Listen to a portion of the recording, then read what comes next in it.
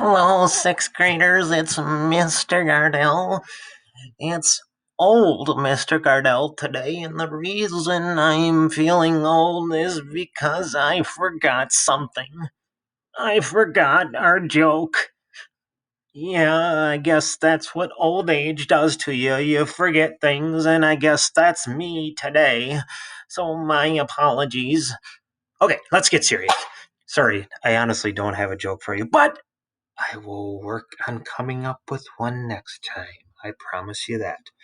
All right. One of the words you're going to encounter today is economics. It is a term that sixth graders struggle with. It is a very difficult term to understand. So we're going to break it down. But first, I'm going to have the online textbook read the definition of economics to us. And if you notice in the bottom right hand corner, I'm on AP.22. That means I'm in the appendix, specifically the 22nd page of the appendix in our online textbook. So here's the definition.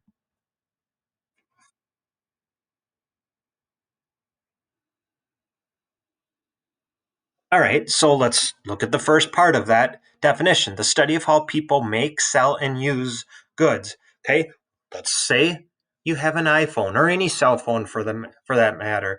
Okay, someone's are going to make the cell phone, right? Somebody's going to make the iPhone that I have or did make the iPhone that I have. Okay, ultimately Apple's going to sell it. Okay. And then I'm going to purchase it and use it to meet, well, a couple of things. One, it's going to meet my need because maybe somebody needs to get a hold of me and they can do that by contacting me through my cell phone. So that would be a need. Want would be as if I wanted to use my cell phone to play games on, which I don't, by the way. But economics, the study of how people make, sell, and use goods and services to meet their wants and needs. Now, we didn't talk about services. Services could be, for example, you going to get your hair cut. Another example could be you having somebody come into your home and repair your television. Okay, that's a service. So, economics, the study of how people make, sell, and use goods and services to meet their needs and wants. Today, we're going to focus specifically on a circular flow model of cotton and clothing.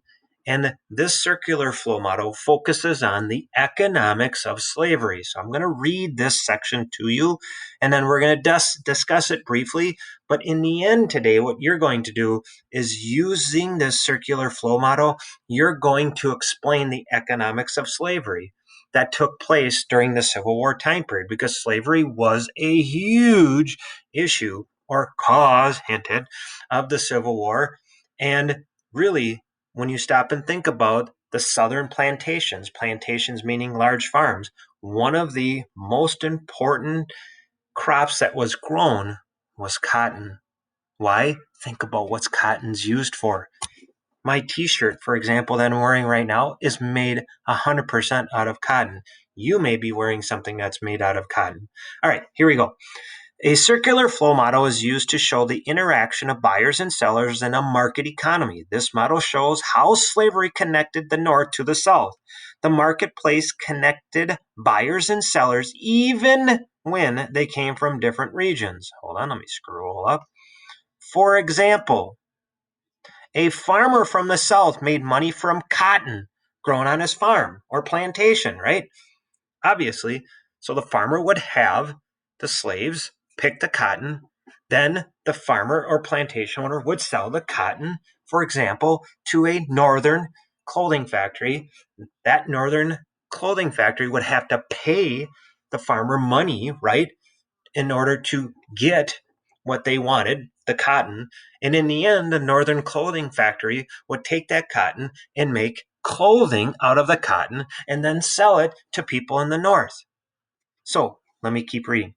If a factory owner or employee from the north made money from producing clothing, that person was connected economically to the cotton produced by slave labor. As a result, even places that outlawed slavery, like Minnesota, benefited from it. Okay. So, what you're going to do today, in focusing specifically on number 5, it says respond to the following question in Schoology. So, you know, you're going to have to click on the date.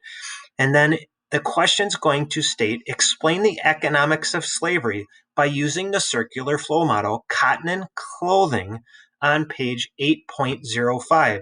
So what you need to do in a video created by you is explain how the circular flow model works. In other words, start right here with cotton.